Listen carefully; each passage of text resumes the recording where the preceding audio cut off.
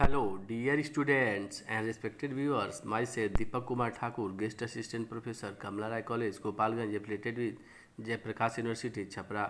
फिर विद्यार्थियों, आज हम लोग बीए पार्ट 1 हिस्ट्री सब्सिडी हेतु जो महत्वपूर्ण प्रकरण जिस महत्वपूर्ण प्रकरण पर चर्चा कर रहे हैं, resources of ancient Indian history, इसी कड़ी में आज हम लोग कुछ अन्य बातों को देखेंगे।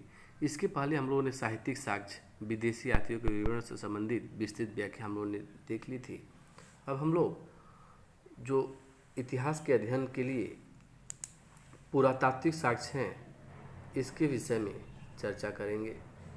हम देखते हैं कि पुरातात्विक साक्ष्य के अंतर्गत इसका दायरा बहुत बड़ा है और यह साहित्यिक साक्ष्यों के प्रमाणीकरण के लिए बहुत ही महत्वपूर्ण भूमिका अदा करता है।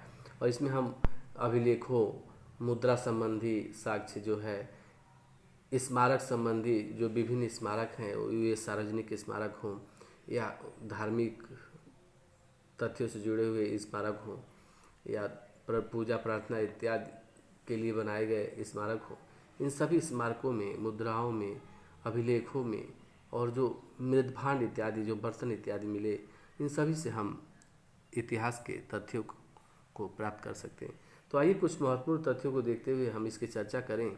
तो सर्वप्रथम हम देखते हैं कि पुरातत्व का क्या अर्थ होता है। पुरातत्व वह विज्ञान है जिसके माध्यम से पृथ्वी के गर्भ में छिपी हुई सामग्रियों की खुदाई कर प्राचीन काल के लोगों के भौतिक जीवन का ज्ञान प्राप्त किया जाता है। प्राचीन इतिहास के ज्ञान के लिए पुरातात्विक प्रमाणों से बहुत अधिक सहायता मिली है। ये साधन अत्यंत प्रमाणिक है और इनसे हम विभिन्न कालों में, जब हमें कोई साहित्यिक साक्ष्य नहीं प्राप्त होते हैं, किसी तरह के पांडुलिपि इत्यादि नहीं मिलती है, उस समय हमें यह जो पुरातात्विक साक्ष्य हैं ये हमारी सहायता करते हैं। और जहाँ साहित्यिक साक्ष्य मौन है, वहाँ हमारी सहायता पुरातात्विक साक्ष्यों ने किया है और हर देश और काल में पुरातात्विक साक्ष्यों ने इस तरह की सहायता किया है। और हम देखें कि पुरातात्विक साक्ष्यों के अंतर्गत जो महत्वपूर्ण टॉपिक बनाए जा सकते हैं, तो इसमें एक है अभिलेख संबंधी साक्ष्य। प्राचीन इतिहास के अध्ययन के लिए अभिलेख संबंधी साक्ष्य। दूसरा अगर देखें तो वह है मुद्रा संबंधी साक्ष्य जो हैं, अभिलेख संबंधी, मुद्रा संबंधी। और एक तीसरा देखें तो वह है स्मारक संबंधी।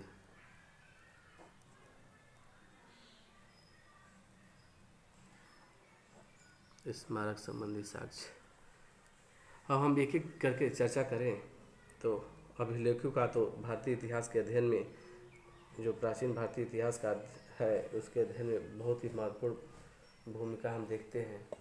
क्योंकि प्राचीन भारतीय इतिहास में अगर हम मौर्य काल को देखें तो जो अशोक के अभिलेख है, उससे हम पूरे मौर्यों का इतिहास लेखन किया गया है, इस तरह का प्रमाण हम देखते हैं। प्राचीन भारतीय इतिहास के पुनर्निर्माण में अभिलेखों से बड़ी मदद मिली है। अभिलेखों का ऐतिहासिक महत्व साहित्यिक साक्ष्यों से अधिक है। ये अभिलेख पाषाण शिलाओं, स्तंभों, ताम्रपत्रों, दीवारों, मुद्राओं एवं प्रतिमाओं आदि पर खुदे हुए मिले हैं। सबसे प्राचीन अभिलेखों में मध्य एशिया के बोगजकोई से प्राप्त अभिलेख है। इनमें वैदिक देवता मित्र, वरुण, इंद्र और नासत, जो नासत थे उनको अश्विनी कुमार भी कहा जाता, अश्विनी कुमार के नाम से वर्णन मिलता है, के नाम मिलते हैं। ये लगभग 1400 ईसा पूर्व के हैं तथा इनसे हम देखते हैं कि ऋग्वेद की तिथि ज्ञात करने में सहायता मिलती है। पारसिक नरेशों के अभिलेख हमें पश्चिमोत्तर भारत में ईरानी साम्राज्य के विस्तार की सूचना देते हैं, परंतु अपने यथार्थ रूप में अभिलेख हमें अशोक के शासन काल से ही मिलने लगते हैं। अशोक के अनेक शिलालेख एवं स्तंभ लेख देश के विभिन्न स्थानों से प्राप्त होते हैं और अभिलेखों से अशोक के साम्राज्य की सीमा, उसके धर्म, उसके शासन नीति पर महत्वपूर्ण प्रकाश पड़ता है। देवदत्त रामकृष्ण भंडारकर यानी कि DR भंडारकर जैसे जो चोटी के विद्वानों ने केवल अभिलेखों के आधार पर ही अशोक का इतिहास लिखने का प्रयास किया है। इनका नाम हम लिख लेते हैं। देवदत्त रामकृष्ण भंडारकर, इन्होंने अभिलेखों के आधार पर ही अशोक का इतिहास लिखने का प्रयास किया है। फिर हम देखते हैं कि अशोक के बाद भी अभिलेखों की परंपरा कायम रही और इसमें अनेक हम प्रशस्तियाँ भी मिलने लगती जिनमें दरबारी कवियों अथवा लेखकों द्वारा अपने आश्रयदाता की प्रशंसा के शब्द मिलते हैं। यद्यपि ये प्रशस्तियाँ अतिरंजित हैं, तथापि ऐसे अनेक तथ्यों को उद्घाटन करती हैं जो हमें इतिहास जानने में महत्वपूर्ण सहायता करती है। ऐसे लेखों में खारवल का हाथी गुम्फा अभिलेख महत्वपूर्ण है, शक छत्रप रुद्रदामन का जूनागढ़ अभिलेख, सातवाहन नरेश पुल्लू मावी का नासिक गुहा लेख, गुप्त सम्राट चंद्रगुप्त